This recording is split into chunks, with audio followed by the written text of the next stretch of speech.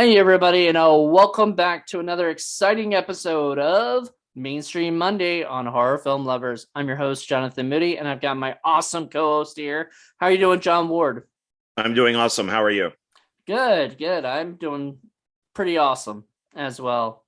Good. So we're gonna be doing the first three and only three urban legends movies. So we did Urban Legend last week, and this week we are doing Urban Legends: The Final Cut. I think it's called The Final Cut, which I always called it just I Final I Cut. I think it's just Final Cut. I want to say that, but then I looked at on Tubi, it was known as The Final Cut. So unless they No, fucked up on Tubi, they fucked up on Tubi because the film is Final Cut. okay. Well, Yeah. they fucked up on Tubi because it was called The Final Cut, and I was like, wait, I never knew it as that. I always knew it as Final Cut. So anyway, yes, Urban Legends Final Cut, and we're gonna get into a lot of stuff. There's so much to unpack about this movie. But first of all, I want to tell you, like, you know this, but many other people may not. If I didn't mention it last week, um, I had never seen this before, and I don't know why I hadn't. This is up my alley. This would be the type of thing that I would normally watch. So this was a first time watch for you? Yes, first time watch. God, I I think I've seen this thing thought like four times. I thought I had seen it before, but then when I watched it, I go, I don't remember a damn thing of this movie. So I'm pretty sure I've never seen it before. So it was a first time watch, which, and I've never seen Bloody Mary either. So that's going to be interesting. Um, but yeah, this is a first time watch for me, and um, I absolutely adore Jennifer Morrison. She was, like I said, like I told you earlier, without being on film, recording, is that I've loved her ever since Grind, but I also saw her in a movie that I didn't realize I forgot about. It's called 100 Women. It's a sequel to 100 Girls, which was fun, which was sort of a semi sequel to 8 Days a Week. You know, they're all different characters and different things. But anyway, Jennifer Morrison is in that, and she's adorable. Then she was in, like, How I Met Your Mother, as one of Ted's girlfriends. And I seen her in Grind, and that was the movie that really hooked me on her. I think she's been in stuff like, I want to say Grey's Anatomy or something, and I know she was on that Once Upon a Time show. I don't know if that show's still going on or whatnot. But I absolutely adore her. In this movie, she is just a sweetie pie, and I love her. Also didn't realize Joey Lawrence was in this movie. Hey. Joseph Lawrence. Did he, like, so was that his credit in the movie? Like, Joseph? I saw that Joseph on Lawrence. yeah. All right. And then he's out of his woe days, you know. That's why he changed his name. That's, Woe Days is Joey. Now he's an adult making serious movies. So now he's Well, Joseph. you know what? Honestly, I never even thought about it, but he looks so much like his younger brother, or I guess his younger brother looks more like him. But Matthew Lawrence, you know. And so every time I saw him in this movie, because he's so young in it, I kept thinking of Matthew, who would be, I think when this movie came out, he would be like maybe 17 or something. Matthew Lawrence, maybe 18. Actually, maybe older, because I think he was older than I was, you know. But I was 18 when this movie came out. So, but yeah, he was. I liked Joey Lawrence, Joseph Lawrence. I don't know. Do we have to keep calling him Joseph? It just You seems call him weird. Joe if you want. On the audio commentary with the director, I listened to about 10 minutes of that, and he refers to him as Joey. Joey. Well, I mean, Yeah. it's probably what he was really like. He just did the Joseph thing on the credits. I guarantee he still goes by Joey. I mean, Um, I don't care about the guy either way. So I mean, it's nice to see them breaking out of their, what they're known for. That's, as I'm sure he's been stuck in that woe mode for a very long time. So I had no problem in this movie, but I don't think I would ever see a movie just because he's in it. I just don't simply care. It's one yeah, of those things where, oh, okay, he's in this. All right, he's fine.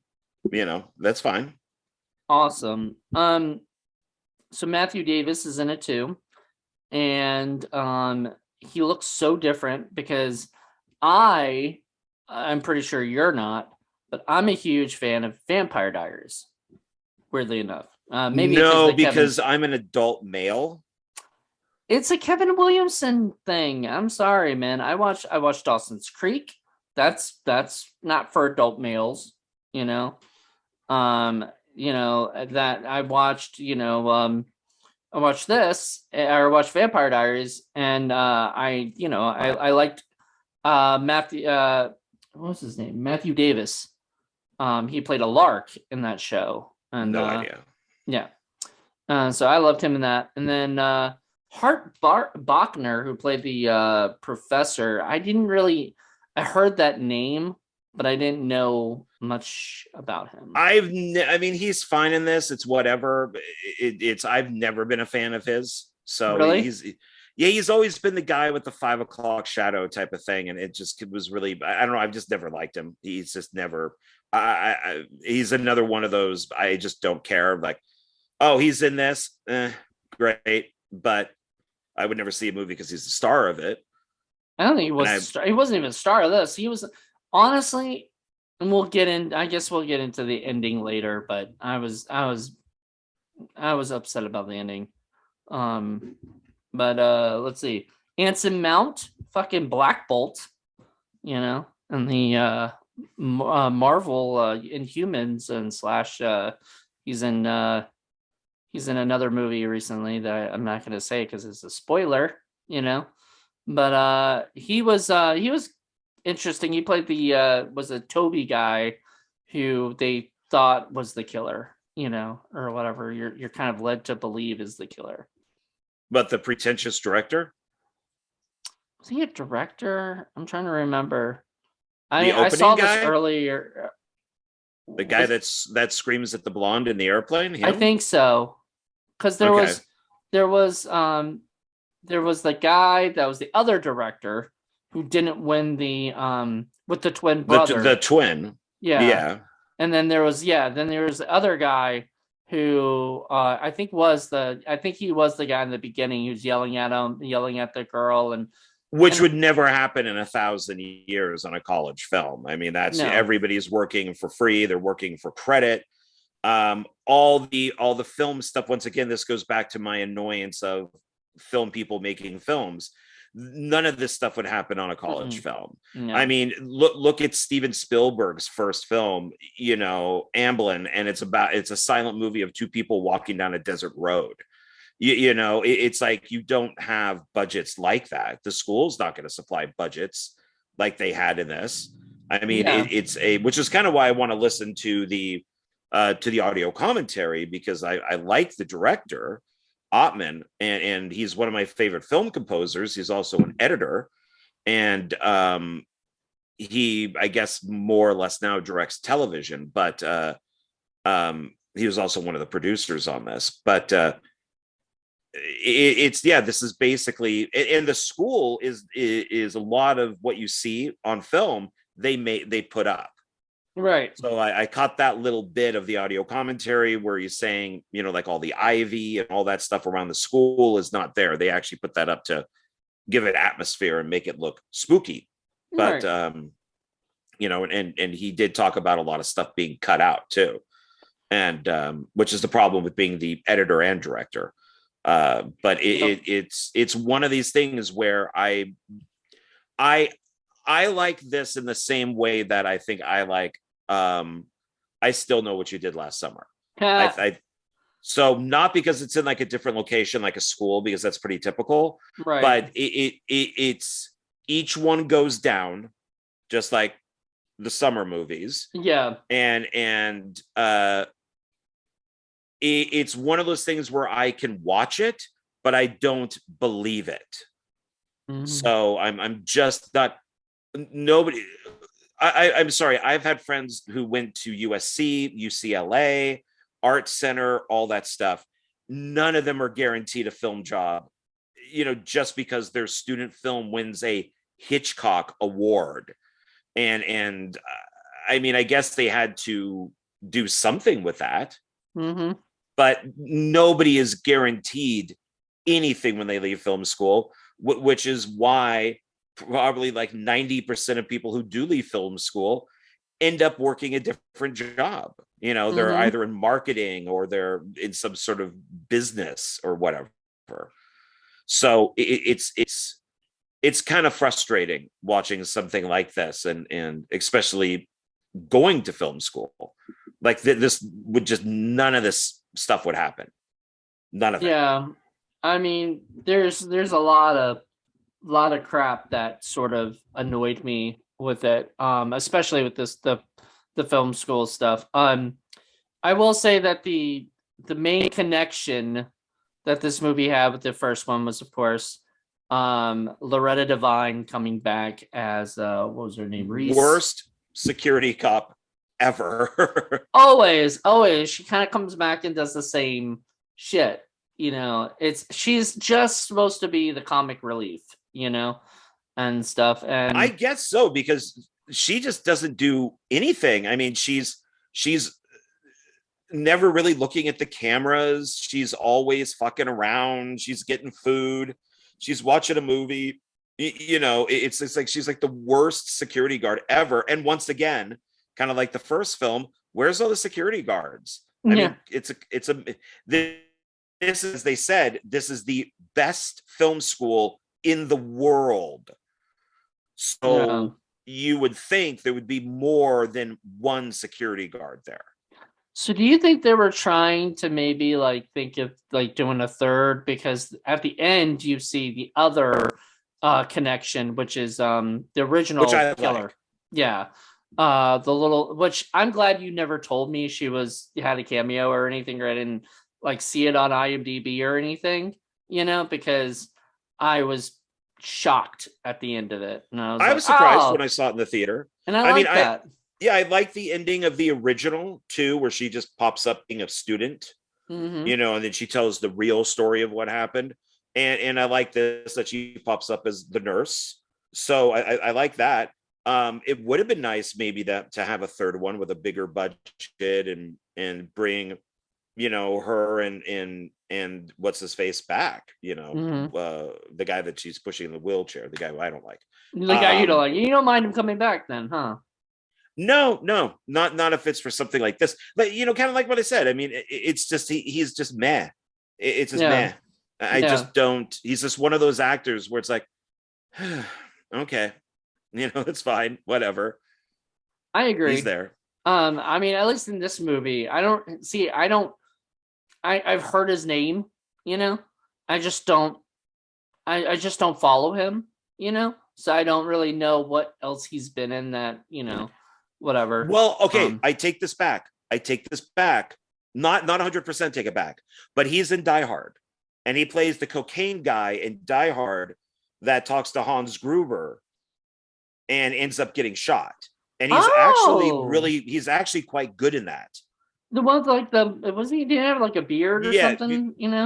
he's the 5 o'clock shadow guy. Oh, And okay. and he was doing the cocaine and all that stuff, and He he was was trying to like, make the deal with yeah, Hans. And he was hitting on what's her name? Bonnie Bedelia, right? The whole time trying to, ask her out. Wasn't that the guy or is that another guy?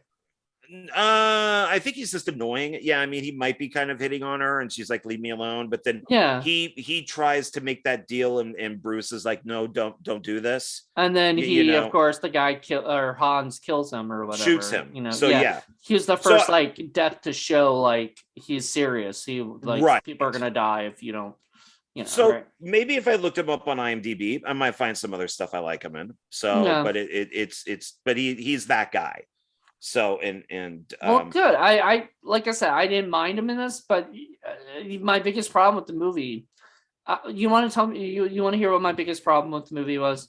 Of course. the so we have a killer going around killing everybody, right? And spoiler alert, everybody, because you know, this movie has spoilers, or this review has spoilers. Um, the killer happens to be the professor, and what I didn't like about it is, okay, you see him in the beginning, and The you film see, professor is the yeah, killer. film professor, Yeah, because and everybody there is a professor. that's true. So the film professor, and he kind of sets up in the beginning of like, she going to him and saying, I want to do an urban legends thing. Then later you see him at the funeral wake memorial thing that they did for the guy, which that was a little weird. Um, it felt strange to have all the people gathered in that one little area outside, like honoring him with the, you know what I mean, like the day after or something. Like it just felt weird to me. Well, I mean, But that's kind of how memorials are done. I don't think they're done like a day after. They're usually like set up and Well, they I say, mean, if guaranteed, those people in Buffalo, New York have, there's probably a ton of wreaths and stuff and candles out there. yeah. So So so anyway, you see him there, then he disappears, right? You don't see him again. He doesn't bump into her and talk with her. There's no hint that he's even a potential suspect, right? So how in the world are you, as a person who's, this is supposed to be sort of in a way a who done it, like Scream, right? Scream, you have Billy pop up all over all the time. You and Billy and Stu are in the movie constantly. And you're not supposed to suspect them because it's too easy to think like those guys would be the killers, well, right? and there's two of them and only one Right. of him though. So Right. he has to disappear and pop in every once in a while. It has the same effect I told you before, Scream 3, where you don't fucking see the director much, and then he just sort of is the killer, but you also hear well, actually you see him more than you see the film professor. Yeah, but he's always storming off sets. Like Yeah, they, like and then that complaining. gives him the reason for the any of the murders is that he storms off the set and then somebody gets murdered. Yeah. So Which you that's should you should have suspected him, I guess. But then you'd have to figure out his motive. What's his motive? And I did like that you got to know that because at first I was really getting bummed that Amy just felt like a boring character at first, like there was no real backstory to her, like who is she? Why do we care about her? That kind of thing. Then you kind of delve a little bit into like the fact that her dad was a documentary filmmaker, and she's really trying to break out and do her own thing. That I found to be okay. I'm glad that she said do your own thing because I find it funny then that she steals her script from an older Black woman. So it's she didn't come up with that idea. The security guard said, "Hey, you want to hear a true story?" And then she's like, "Oh wow, I'm gonna just steal this idea from you." Guaranteed that probably the security guard got no credit for that whatsoever. But she did get to be a character in her movie, at the end of the thing. So that's true at the very end. Yes. But at first, no, she wasn't going to get any credit for this.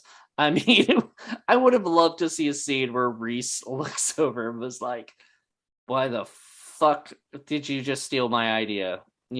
Like you little white girl, you little white bitch. And I don't blame the director, the pretentious director that screams at everybody at the beginning. I don't blame him for being pissed off at her, because it's not like their class is huge, and it's then for her to want to kind of do the same thing as him.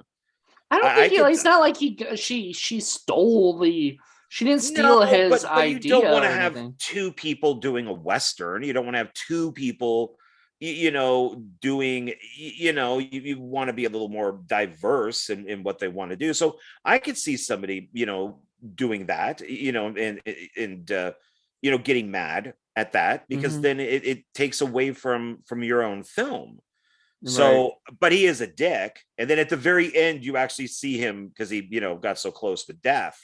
He actually is the nice guy at the end who says, "Oh, let me help you with that," as he crosses the camera, which he would have never done at the beginning of the movie. So I guess with him, He you has a know, little character arc. yeah, where now he's like a nice guy. Well, And he had a brush with death, man. He was that yeah. close to being fucking killed by the professor or whatever. Okay. I have to talk about this because I watched it. I laughed my ass off. The scene where, and remember, this goes back to my gun issue, you know, where that dude shoots that guy and the dude flies through the air. And like, Well, you for people watching, you have to be a little more detailed. What dude and who dude? okay, so the professor takes out a gun and says, because he says, the guy apparently didn't do sound and didn't get, he's like, I was going to give you an A for sound. And you didn't, you didn't even do it. And then he pulls out his gun, showing that he's the killer, right? Right. He pulls it out, points it at, what's that, the director guy or whatever, shoots him, and he flies backwards, like, Yeah, the pretentious director. the Yeah. pretentious director, yeah. So he shoots him and he flies backward, and I was just Well, his chair is on wheels. And it was ridiculous. It was a little bit too it is, much. it's silly, but I do like I do like that whole thing where they're kind of questioning him, giving him the director the third degree. And then he's like, "You're wrong. I never did the sound on the movie." Right. And so their like whole plan just kind of goes up in smoke. I wish that we would have had a better reveal of the killer, only because it's for some reason the killer has a fencing mask, which has nothing to do with film. Right. So that's kind of a weird thing. But Well, I was hoping that they'd have the fucking overcoat again, or whatever. Like, well, remember they did that's our third thing. So you've brought up two things from the first film. That's the third thing, is the two effects artists have the right. big winter pullover coat, and they come up and Oh, they scare your girl there, the director. oh, that's Um, right. yeah, so there's There's three that things little that are, nod. There's a little nod there, but yeah. I wish that they'd actually, but then again, I guess that would have, well, it could have, obviously a lot of this was supposed to be inspired by the events that happened at the whatever. And if the girl that actually killed everybody in the last movie told everybody at the end of that movie the true story, she'd most likely talk about the killer wearing the coat. So I mean, obviously people had probably heard that would be the urban legend, that there was a killer with the big Right. coat. Well, I So don't think the effects guys were using it for that reason. I think they were just cold, and they just happened to have I mean, it's our little yeah, in joke, you right. know. But now remember, with the first film, I said that how much I hated the beginning of that one. Hmm. I still hate the beginning of this one. Well, with Be the I airplane stuff, I right? don't like, now the only movie to ever do this well is Blowout, the Brian De Palma film with Hmm. John Travolta, because when we see the killer, the camera pulls back from an editing bay. Hmm. And so the film is already edited. They're looking at the cut, and all that, and the camera pulls back. That's done well. I know I would probably do it the same way. I mean, there's really no way around it, but I don't like watching something that has perfect edits, perfect sound, acting, effects, the colors timed correctly, everything. And then you hear cut, cut. Because what are we watching? It's not on a computer. It's not on a Oh, I flatbed. see what you're It's not saying. on, yeah, why are we seeing this whole thing, which of course is supposed to fool us? So Why? a lot of people do this. It does happen in a lot of other movies, where it is like we're watching the movie, and then we're realizing, because what's fake about it and what's not real or whatever is the fact that nobody just shoots like a full scene, happening. I don't know if you've ever done that, but have you ever like shot like a full, I mean, in master shots, yes, but even then you still take, you still cut at certain places, or whatever. You do not shoot the whole movie in, and there were different cuts too, right? So Well, like, yeah, because I think what we're seeing is what they've already shot and edited. And then we're seeing the tail end where he yells cut because the blonde girl does bad acting. yep. But it's something that they which is why I think Blow Up did it, or Blow Out. I'm sorry, Blow Out. That's a Truffaut is Blow Up. Blow Out is done so well. And of course it's De Palma, who's, a Hitchcock protege. So he knows how to do it properly. Where on this one, it's like, oh, well, we'll start with the stuff on the plane and then we'll hear cut. But that stuff's always bothered me. Mm-hmm. Because what are we exactly watching? Because it's not on a TV or like a movie screen. The only other time that I actually liked it was at the very end of a movie. And that was a Fred Olen Ray film. And it was Biohazard, the original Biohazard film. Okay. And at the very, very end, when the monster is revealed and like his head's doing some, because it's like a hand puppet monster, and it's like, all of a sudden you can hear Fred go, all right, cut, that's a wrap. And then the film ends. And that's the only time, that's I've funny. It. Okay. No, I get it. Yeah, so that kind of frustrates me. And also, like the new camera guy who comes in, the guy. Yeah, with an accent for some reason. I don't know if he really has one or not, but when he comes in, he's interrupting a take. Right. If I was the director on that, I'd be like, what the fuck are you doing? You just we just started filming. Right. And they had, for some reason, even though this is a college, they had all the red lights, they had all that stuff to show that they were filming. Right. So he should have waited until it was done. Mm-hmm. No, absolutely. That bothered me too, because I was like, what kind of DP comes in and just says, "Hey," seeing their on set shooting at that particular time. I would get mad if somebody walked in and just started talking to us in full well knowing that we're shooting something, like it would just bother me. I don't know. So I get it. Yeah, I remember when we were shooting Maximus 2 and Philip Tricky, who was sitting on the sofa, we were shooting a scene of Ashley as Sarah watching her TV as a commercial is going on. And Philip is sitting off to the side. And for some reason, he just goes, I had to do that in like 3 or 4 takes. And he's like that. Realizing like, oh, fuck, I just talked about we were doing a take. And he felt so bad, like he apologized like 4 or 5 times, like, oh my God, I'm so sorry, because we thought it was hilarious. Yeah. And I have it because we recorded it. But it's like, that's an accident. That's just like, you're not even thinking, you're just kind of watching something and, oh yeah, we had to do, oh shit. Yep. But this guy just walks right in. All this film stuff doesn't make sense to me, which is why I want to hear this audio commentary with John Ottman, the director.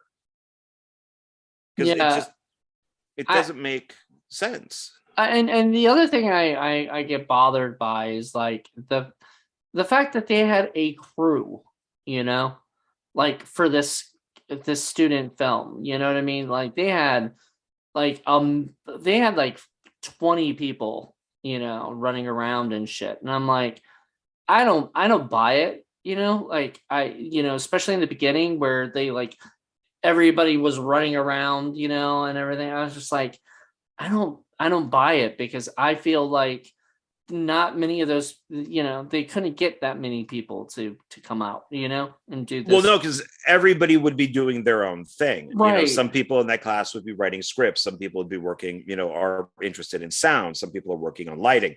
So it makes sense for her to have a crew, but it'd be a small crew.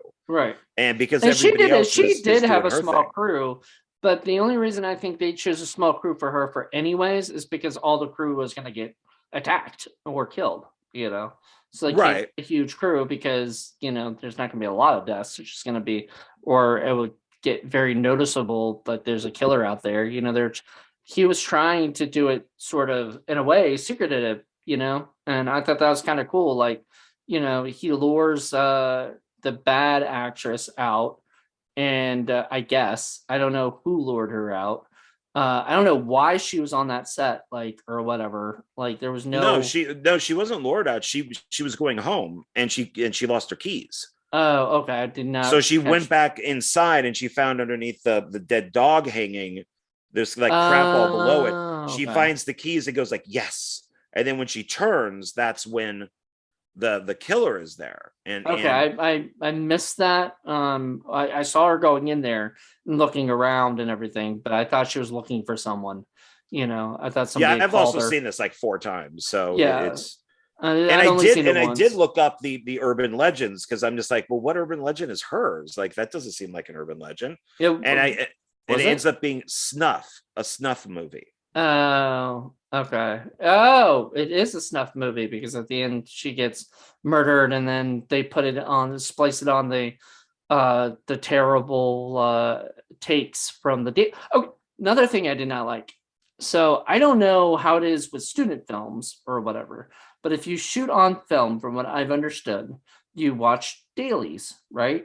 You make sure that you are, but usually it's just the director, the DP, and maybe like a producer or somebody. But they don't want, you don't want everybody in the cast and crew to like watch dailies with you, you Well, know? it depends. I mean, when I went, I mean, first of all, the guy would have to get the film developed, Right. and schools don't normally develop, so he would have to shoot that stuff with the actress, which was at night, then drive it to a film lab. He would probably pick it up in 2 or 3 days, and then he would have to go upstairs with her film, and then attach, and then edit it on, which is possible. But yeah, you get the print that you're normally looking at, is like it's like a rough cut, and their stuff was already edited. See, a Mhm. lot of that stuff didn't make sense, because she goes to the teacher and says, oh, well, here's my idea. Next thing we know, they're filming. Right. So how long did it take for her to write the script?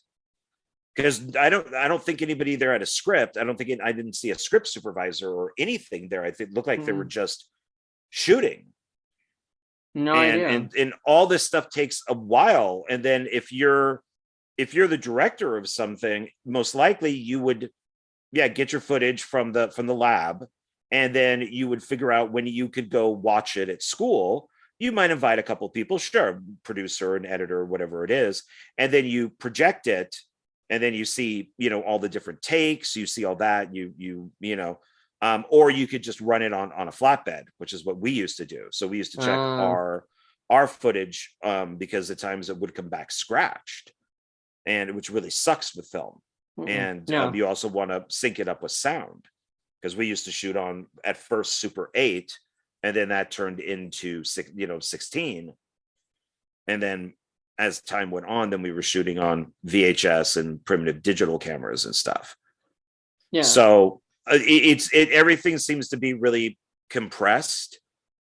That, yeah, there just doesn't seem to be a production manager. There doesn't seem to be a line producer. There doesn't seem to be, which the director can do. Well, I mean, the line producer, the unit production manager, those kind of things. I mean, on a student film, I mean, a lot of them are people are wearing probably multiple hats. So Well, but it's this is also supposed to be the best film school in the world. I mean, that's what the guy said. It is the best film school in the world. So if you're talking about on the level of NYU or UCLA or USC, your films are going to look a lot more professional than mhm. where I look, where I went. we were the equivalent of San Francisco State. So we weren't like the equivalent of a university. We were more like of a state school. Right. So we did use multiple hats, but the difference between what I did at College of Marin, which was Northern California, is we did help one another. And then when I went to Los Angeles City College, we didn't help one another. Right. We were all kind of on our own, but College of Marin was very much hands-on with each other. There you go. So I don't know, like, honestly, I definitely liked Urban Legend a lot more, you know, like, I think the biggest thing I had with like Urban Legend as opposed to Urban Legends is that it was a little bit more fun, you know, like the characters were a little bit more enjoyable. There was a little bit more understanding of the urban legends, you know, like you said, you didn't know that was an urban legend. I didn't even think of that as an urban legend. The one girl, what is it, got her, you know, kidney taken out, you know, or whatever. Who is that for? I was What? watching that going, who is that for? I'm not sure. Like, so she's in the bar, Right. She the egotistical director hits on her, and she's drugged. So we don't. I'm guessing it's the professor that drugs her. I would hope And so. and then she passes out. She wakes up. She's got the scar. He's playing with her kidney, which I thought looked more like brains. But and then he kills her, you know, feeds whatever that was, her kidney or something, to a dog. Mm-hmm. But who was that for? Like, what was, obviously it's for the audience, but in the movie, who is that? Why go through such an elaborate way to kill her? Especially if you're not really going to bring it back, you know, like if you are going to basically have a headline in a newspaper say that somebody lost their kidney, then, you know, well, and her head was cut off. And her head was cut off. Well, yeah, that was pretty. Yeah, he pretty uses interesting. Use the window, and just crushes it down. Yeah. Amy, you know, aka Jennifer Morrison's character, she would have maybe seen that in the headline, you know, and would have been like, oh, but then she would have been like, there's a killer doing the urban legends. Should I actually make my thing about that? You know, if somebody's actually doing you know, real urban legend stuff. It was interesting that they talked about the my favorite one that they talked about, which I'd never heard of, was the first urban legend I'd ever like, or whatever, through these I'd never heard of, was the people yelling, you know, like screaming, and then somebody gets murdered at the same time. But I hated the fact that she apparently could hear him, you know, or whatever, like getting murdered. Like I just didn't buy that didn't bother me at all. That didn't bother you? No, because since I do a fair amount of sound now, Mm-hmm. you know, you could hear a mouse. Oh, fart. I know. Oh, I know. You know, yeah. So that didn't bother me that she could hear him. We shot a some of like the Echo Lake massacre stuff that we're shooting, and it was in my front yard, right, on a Saturday, when we thought, you know, we could do this, and apparently this guy was mowing his lawn, and then when he was done, we're like, okay, let's go, and then all of a sudden we hear the leaf blower go. And so, you know, it gets done leaf blowing, and we're like, okay, all right, he's done with that. That should be it. Nope, he starts his car up, and you can hear the engine of the car the whole time, and the sound. And it was just like, sound is just so terrible sometimes for you, because I mean, you know, it's good that they can pick up this stuff, but not good for when we want to do shit. You know? Right. Yeah. So, I anywho, mean, so you're I right. got, yeah, I mean, I got confused with some of them, with some of the urban legends. So I looked it up just like I did on the first movie, and it lists on Wikipedia all of them in the film, even the Oh, ones cool. that are just talked about. And so, which then kind of confused me a little bit, because let's say that this was going to go past 3 movies. How many urban legends are being wasted just being talked about? So, The right. first one, they bring up a couple things, and then in this one they bring up, like, the blonde, the actress, brings up like 3 or 4 of them, before she's told to be quiet. Um, But it's like maybe 3 is all they could do, because they kind of wasted all the urban legends. I don't think yeah, there's really any new ones out there. yeah. And plus, they did Bloody Mary in the original urban legend. So Yeah. it gets to a point where they just have to come up with something and everything, or like keep it just at that, because and you were right. I think you said it before that they should have just done one urban legend per movie or something, I believe you said that, if I'm correct, on the last one we did, right? Like, I mean, I guess if you're going to do some sort of Scream movie, you need to throw in a few. I just don't think you should waste them all, right. because then you're taking, away. And oh, but we do have a Wes Craven, Kevin Williamson connection to this. I'm trying to think. What is it? Isn't it? I'm blanking on his full. Is it Anthony Anderson? Is that his name? Yeah, yeah. He's He's in this. Scream 4, and he's the cop that gets the knife in the head. Yep. Yep. So So, and he's good in this, and he I dies. He dies well. He's a yeah, good dyer. he's a good dyer. He dies well in a lot of these, teen scream movies. I I liked him. I've liked him ever since. Like, I think one of the first things I seen him in was like Me, Myself, and Irene. You know, so like I've always liked Anthony Anderson. I always thought he was funny. Always cracked me up and things. And so it's interesting that Reese and Anthony Anderson are sort of like the comedy, characters. The comedic characters, the ones that make you laugh a little bit more. Which I Yeah, liked. yeah. The only thing I didn't like, and this is something that I heard. God, maybe I did listen to more than 10 minutes of the audio commentary. But the director, John Ottman, points out that prank that they did, where they drop the light and like kills the blonde actress, and now it Mm-hmm. just ends. And I was thinking, like, why would this happen? Like, why would they? Because you see one light on the ground that's completely smashed up. Mm-hmm. So, okay, so they didn't drop the one that we think they did, and they already set it up where the actress is on the ground with the makeup. So, did they break a light? Did they actually go and break like a $500 light I for don't this know. joke, or was the light already broken?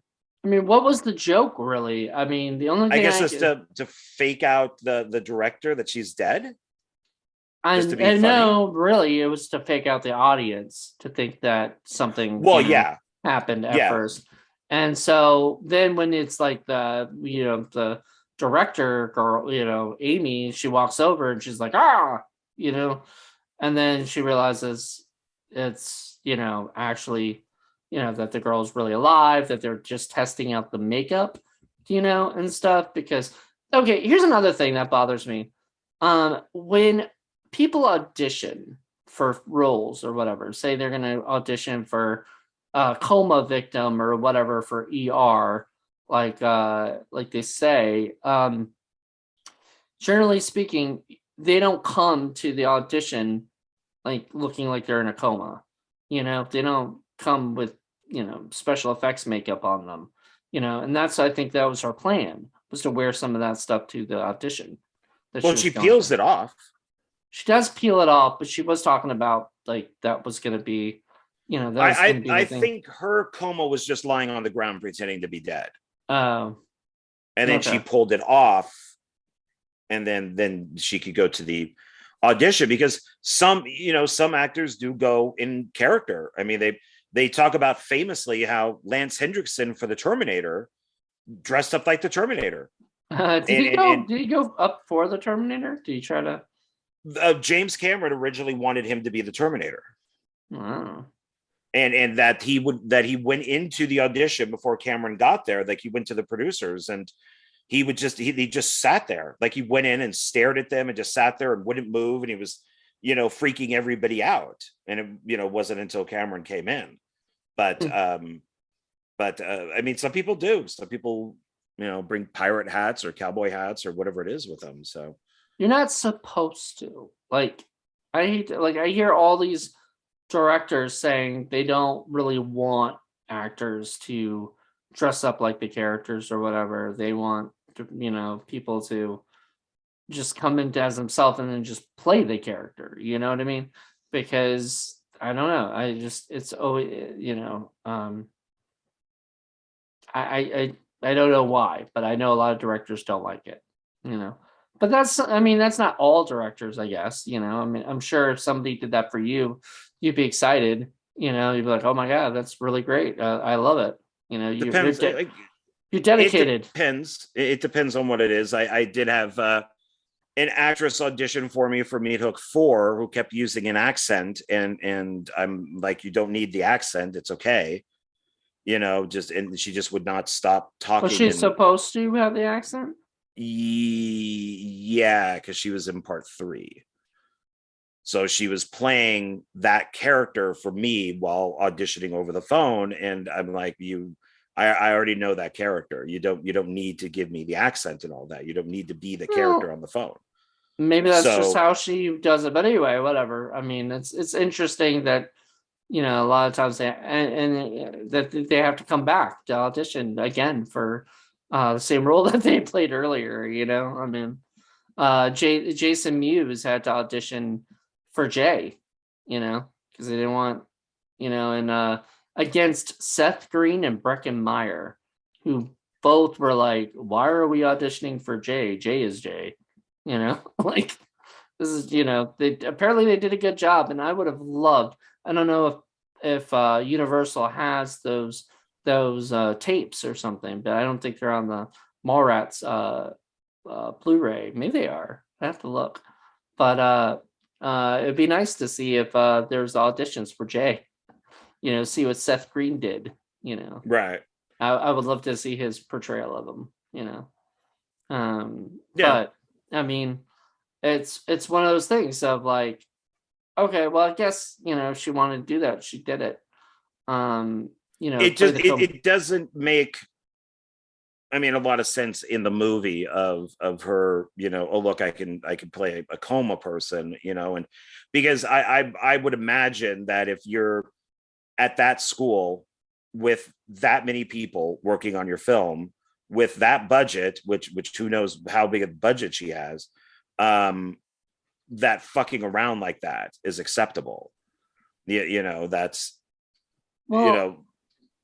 doing a little joke or something, is fine, but that was like a major thing that was set up. Yeah, you said they'd probably cost them $500 that they broke that fucking light. Yeah, I mean, unless the light was already broken sitting there, and then they're like, "Hey, let's do something with this light." But it's yeah, I mean, it's all for the movie, it's all for the audience and stuff, like we're saying. But it's still, it's things that, because even your girl's directing when she was talking to the blonde with the dog, the dead dog in the shower, is, no, she's like, it's simple. You walk in, you go over here, you do this, you scream. No, that's not how it works. I mean, are you doing this all in one shot? It could have been the master shot, so I mean, I don't know. She's not implying anything like that. She's just saying that this is the shot. So it's like, it's not easy. It's nothing in filmmaking is easy. Yeah. So but see, had she ever really even directed anything? Like, no, I don't even think she maybe even did. I mean, she had to do something, I guess, to get into the film school. So maybe that's what she was doing, her documentaries. Yeah. Well, her dad did documentaries. I don't know. Did she do documentaries? I don't remember. I think that she was maybe going in that direction And now that she's in that school and her father's dead, it's like, well, I need to do something on my own. Yeah. Because I mean, how would you? I mean, that's one of the ways you get into film school is because my two friends of mine, when we were going to College of Marin, they had to make their own movies at College of Marin to get into. One went to USC and one went to Art Center, so they had to make their movies, and they helped me on my film, which was never completed, but it will be up on YouTube. And then all three of us helped out each other on our own films. So he got into USC and he got into Art Center.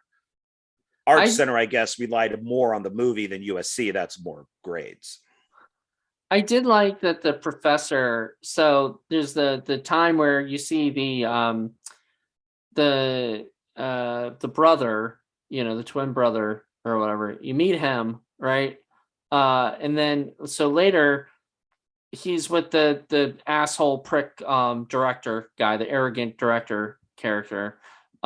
He's with what's her name, Amy, and and then the professor comes in and walks in, right?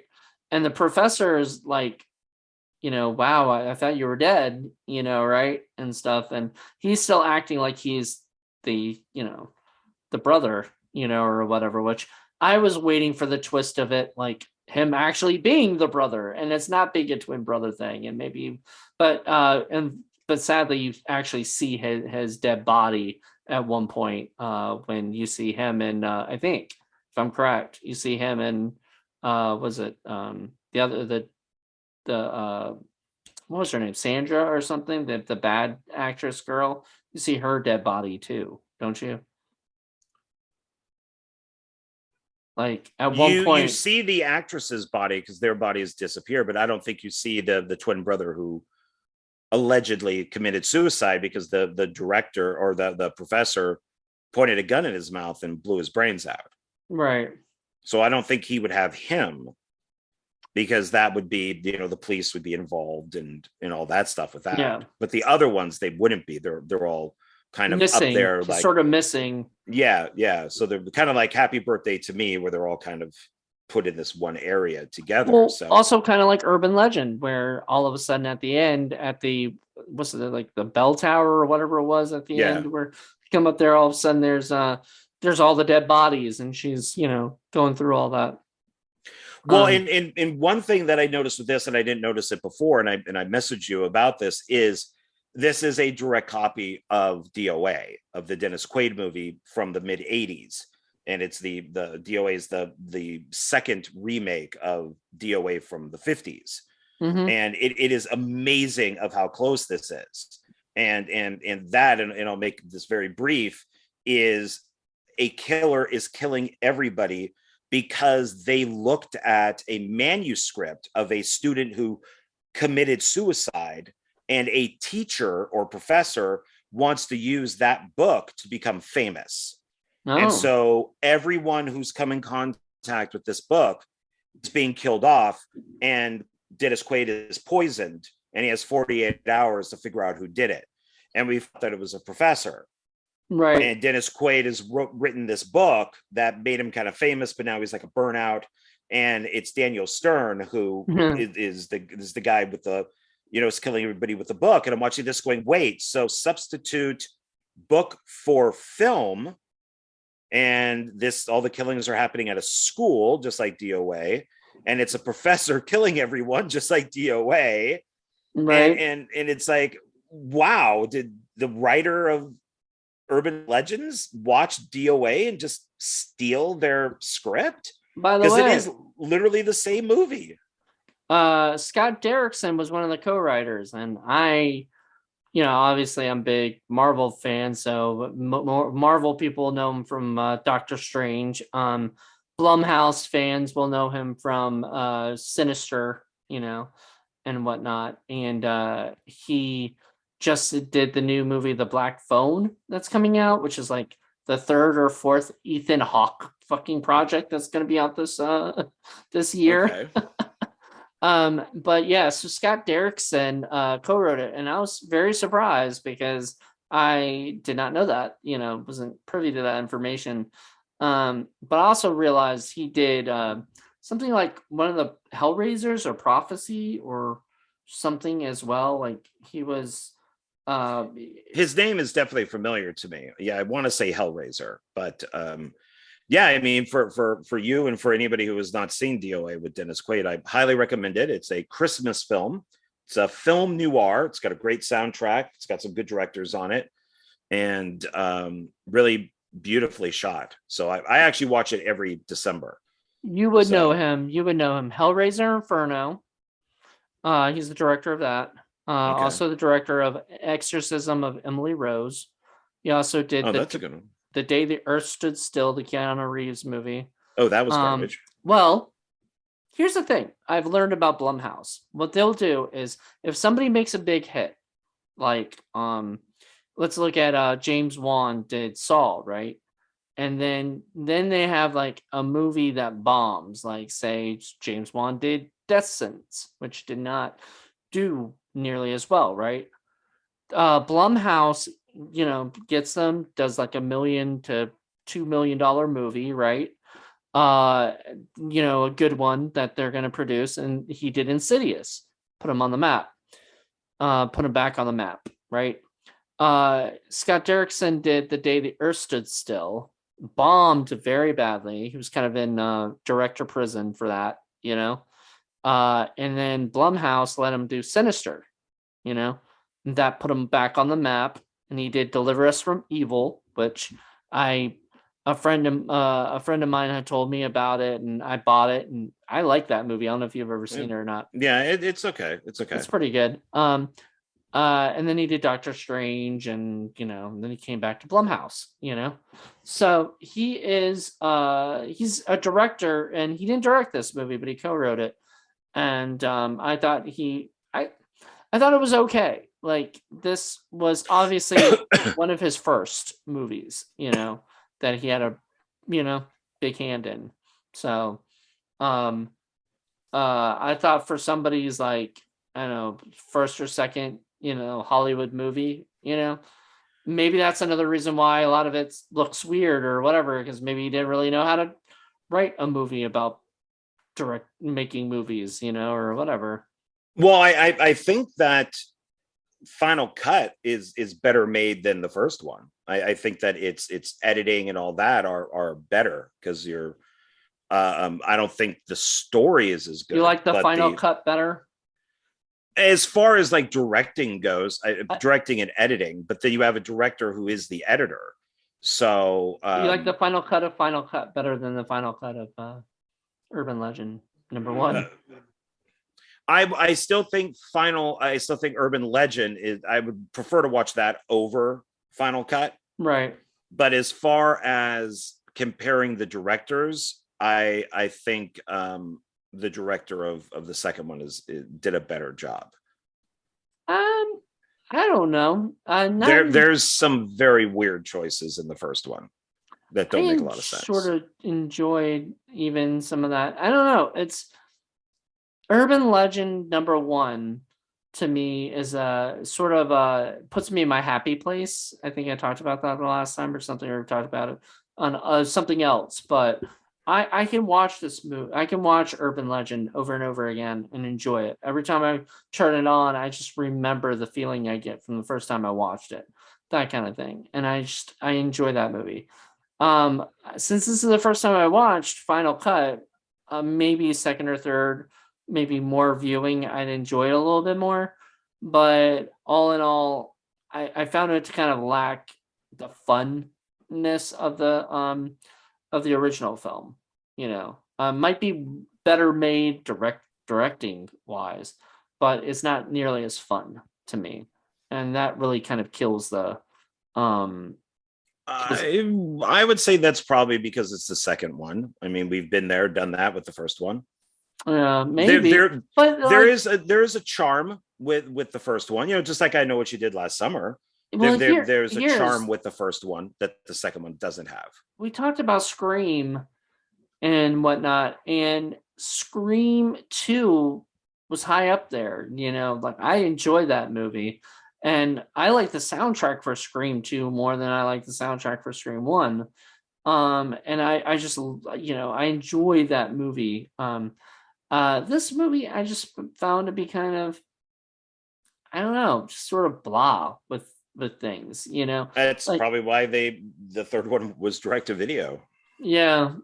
And that's probably why, I mean, they didn't decide to do it where there's a killer on campus again. They're like, we've been there, done that, it's over. It didn't do well the second time, you know what I mean? Like, but I kind of wish they had, because I haven't seen this next one, but I like keeping with the theme, like it becomes like, it would be like if they did Final Destination 1 and 2, and then 2 didn't do as well as 1. So they're like, okay, for Final Destination 3, we're gonna make it be something else and not, death coming after, and that would piss me off. Or, oh, well, Wrong Turn, like the newest Wrong Turn movie, not having anything to do with the original, because it's a remake, and it's almost like it's a reimagining or whatever, and I just hated it. I absolutely hated it. But that's for another time, another discussion, I guess. If we ever get into the Yeah, Wrong Turn movies. I wasn't a huge fan of that one either. I own it. I like the ending, but I'm not happy that it had nothing to do with the Which other two. ending? Because there's like 12 endings in that movie. To the remake, the To the reboot one. remake, yeah. Oh, I don't know whatever one I saw. I No, mean, I'm it just is saying. No, whatever's attached to the film. yeah, but I'm saying there's like 3 times it should have ended. Well, And the ending where they're at yeah, the very end and they're in the RV and like everybody gets massacred and I think they're on a street and like somebody walks away. I'd have to rewatch it. I've only seen it yeah. once. I didn't like But it. I didn't there's like it because there was like at one point they already had everything happen, and I was like, okay, they're gonna end like that. That's awesome. And then it keeps going, and I'm like, oh my god, can this movie, just not, what I mean? Like, there's yeah, that drives me crazy when a movie I just don't know. I would doesn't. have to rewatch it again. I'm Yeah, not sure. I mean, I know I like the ending. That's what I liked about it. If it was just called, I think it was called like the subtitle was The Foundation. yeah. If it was just called The Foundation, then I might have liked it more. But I don't like the Wrong It, Turn title being on it, it. it reminded me too much of Midsummer, so I didn't. It was the Wrong Turn Midsummer movie, like it felt like, kind of, I didn't like it, like, and it was written by the original writer, so I'm like, what is wrong with you? And they called it Virginia, not West Virginia, so they took it away from West Virginia and made it Virginia, and then, so that's a whole another debate and discussion, Yes. for another day. But for Urban Legend, like I said, I mean, I don't know. I'll probably watch it again, not anytime soon. Like, I don't want to jump on it like tomorrow or something and rewatch it, but I'll definitely rewatch it at some point and kind of. There's probably things I missed because when you watch it once, you don't catch everything, and so next time I might be able to catch something that I didn't realize before, or whatever. Um, but with all that being said, would you like to do our, I guess, our rating right now? So Yeah, I'll say lastly that it's I don't dislike the movie. Like I said, I think this kind of has a I know what you did last summer thing for me that the first one is better than the second one, but I have no problem watching the second one. I haven't. you have no problem watching. I Still Know What You Did Last Summer. Yeah, I don't know when I'll ever watch that one again, but yeah. These ones, the urban legend stuff. I don't know if I would just sit down and watch them again.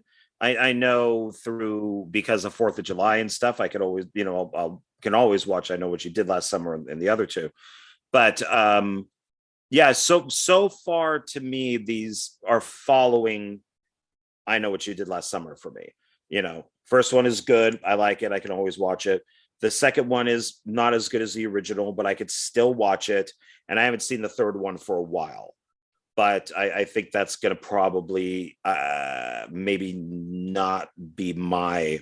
I'll always know what you did last summer. I think that's going to be less. So I don't remember what I gave Urban Legend, you know, but I will say I did like this better than I Still Know What You Did Last Summer, you know. Remember I had so many problems that I Still Know What You Did Last Summer. I don't have as many problems with this like as you do, you know, like some of the stuff that bothered you, like the beginning opening scene once again just didn't bother me at all. Like the for most people, it probably didn't. It's me just being technical with stuff. I did think of you while watching it. Is when the professor only got shot once. And I'm like, oh, Jonathan must like that because he only got shot once, not 20 times. And when they got only hold 6 bullets. yeah, it did that stuff didn't the gun stuff didn't bother me as much. And I actually really liked, we forgot to mention this, but there was that scene where they had all the prop guns that That fell was in. funny. It had its moments. It had its Yeah, that was funny. There are funny scenes in this because I think that John Ottman knew what he was making, and so he added more humor to humor it. to it. And so he's like, they're trying to figure it out. So all of them have guns. Does one of them work? They don't even know, but it's a Mexican standoff with two prop guns and one real gun, right? So like, who has the real gun? It's almost also like Russian roulette. Like, this is we're gonna shoot you. Okay, that doesn't work. We're gonna shoot. I'm gonna shoot. Like, and so I really liked that scene. I didn't like her not shooting him. I even though that might be in character, I just didn't find it. I don't know. I just found it to be like, um, it's sort of like, okay, it was set up for the shooting in the chest or whatever when he comes at her or whatever. Like that was all Yeah, set up like that. So it's just, he gets shot almost like point blank range in the chest, but yet he's still at the end. yeah, He's still. which sort of at first pissed me off, right? Because I was like, wait, he's still alive and he's at a mental hospital or whatever. And secondly, like, really, why would he be at a mental hospital? Like he's Oh, a because he's crazy because he's killed yeah, people. he's killed people, but like people go to kill people all the time. They usually just go to prison. He's not this dude was not Well, crazy. I think it matters that if you you kill somebody, let's say you're Nick Cage and Con Air, you But know see, he didn't he come he off like that. He didn't he come off went crazy. well because it was a self defense, but it was still murder. Well, I'm just saying, like, this guy didn't come But off he's as crazy. crazy. He didn't come off as crazy, this guy. He came off as a guy who knew what he was doing, set this whole thing up, planned this whole thing, elaborate thing. He didn't have any kind of like crazy notions or anything. Like, he was just a legit serial killer, And he's not, they don't put Charles Manson in a nut house, They put him in prison. No, but it's so we'll actually never know unless we talk to the screenwriter. But it's I look at it as because of him dressing up at the fencing mask, because of using the urban legends, because of doing all this type of stuff. It isn't just like a flat out murder. It's that only a crazy person would do this type of stuff. Right. So this is if it was Ted Bundy, yeah, you're not going to put him in an institution. You're going to lock him up in prison because that's just going from house to house and person to person killing people. Mm-hmm.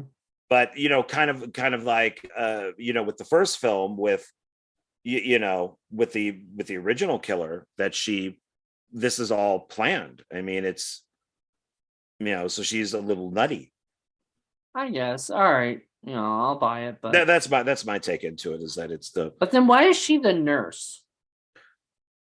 um, just to make us laugh. Okay.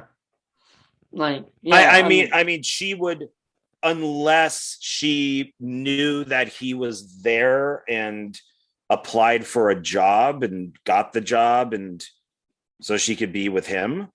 Otherwise, if she was just a nurse there, that's a pretty big coincidence that he would show up.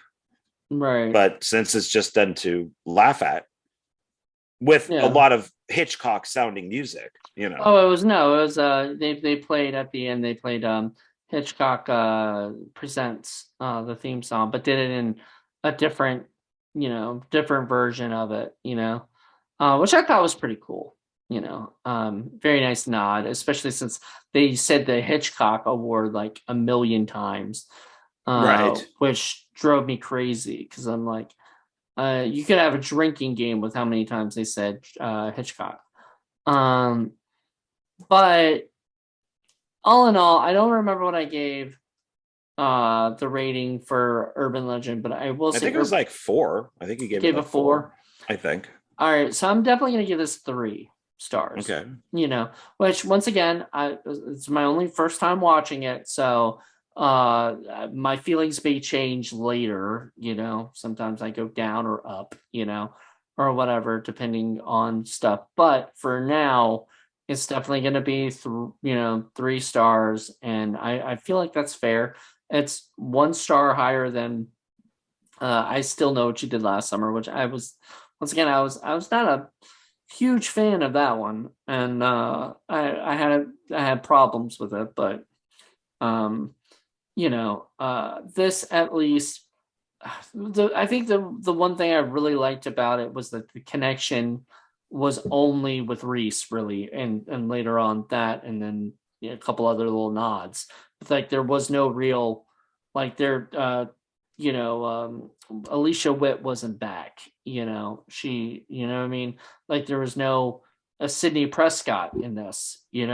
Like there was just new characters for us to get to know, and I thought that was I like that because Jennifer Love Hewitt I didn't care for in the second one, and everything, but we talked about that already. Yeah, whatever, man. Whatever. I know, yeah, Whatever. that's Alicia that's Alicia Silverstone. I'm sorry, I'm getting my Alicia's mixed up.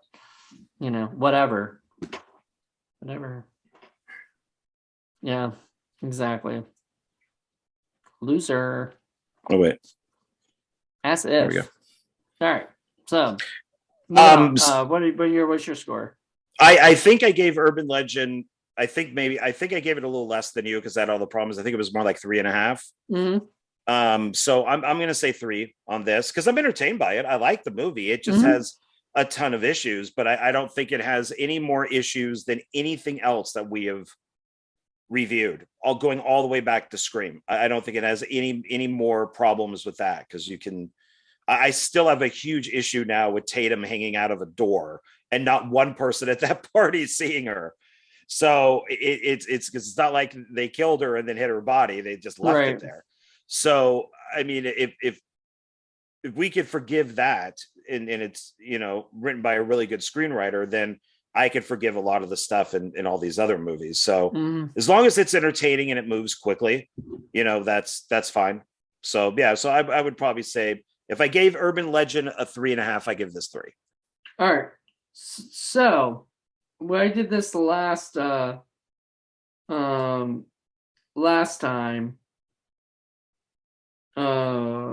what movies came out in 2000? This was the year 2000. American Psycho. So this was 2000. Oh yeah, because the other one was what, 98. 98, and this was only 2 years later. Okay. So I told you it was the same year as Scream 3, which was 2000. Ancient Evil, Scream of the Mummy. We talked about that ourselves privately.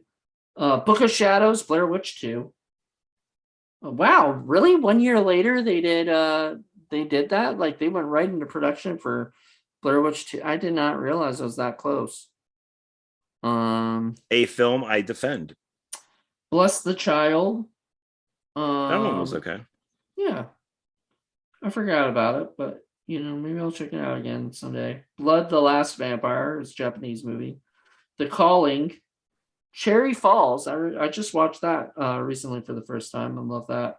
Citizen Toxic, The Toxic Avenger. I don't even know why that's on. Well, I guess it's a movie that was a horror film made in whatever. The Covenant, Crocodile, Cut, another movie called Cut. Uh, Oh, I know Cut. Yeah, I own that film. and Deadfall, Deep in the Woods, The Demon with the God dang. Lots. Dracula 2000. Final Destination came out in 2000. Ginger Snaps. Hellraiser Inferno, directed by Scott Derrickson. Hollow Man. Maybe that's why he didn't direct Urban Legends. Maybe he was, I don't know if he was up for or anything, but let's see. Ju-on 1 and 2. Leprechaun in the Hood. The same year as Leprechaun in the Hood. Awesome. Lost Souls, Pitch Black. Prison of the Dead, directed by David Dakota. Psycho Beach Party was done in 2000. Python. That would make sense. I saw that at Sundance in the year 2000. Python, which I enjoyed a lot. Scary Movie. School Day of the Dead, which is Japan. Scrapbook, Scream 3, Shadow of a Vampire, Shriek, If You Know What I Did Last Friday the 13th. Subconscious Cruelty, Supernova, They Nest, Tomy Replay. I've never heard of that. I guess that's Japanese also. Urban Legends Final Cut. Uzumaki, another Japanese. Got a lot of Japanese movies. Well, I assume there would be a lot of Japanese horror films coming out, every year, Vampire Hunter D, Bloodlust, also Japanese. Versus Voodoo Academy, another David Dakota movie. What Lies Beneath, and Witchcraft 11, Sisters in Blood, directed by Ron Ford. So, wow. 2000 was a year. Was a big year for horror films. Once again, a lot of slashers, and stuff, because that was what kept putting things on the map. But it also seemed like Vampire Hunters and Ju-on, so The Grudge, before it got remade, for US. Good stuff, I'm happy with that. I'm excited to see when was Bloody Mary, 2003 or something, I'm gonna say 2003 or 4. So I have it here, but so it'll be interesting to see what movies. I like looking those up right now and seeing what movies come out that year, and stuff. So the funny thing is, once we get to other movies that come out the same year, I won't have to do that because we already went through those. There you go. So if we do a movie in 2000, we're like, we already did that. But what do you think? Do you like this? Do you like continuing to see what other movies have been put out that same year? Sure. I mean, I didn't know a couple of those didn't come out back then. So yeah. That's interesting. So thank you guys for checking this out. We'll be continuing this, and then next week we'll let you know what our next set of movies are going to be, if we're doing a set of movies or not. We like to switch it up to different shows. I think we are. We'll see about that. I think we are. We might be. We might not be. We'll see. I think we can't let people know anything, All right. Anyway, thank you guys for checking this out. Join us next week for a brand new episode of Mainstream Monday. Have a good one, guys. Bye.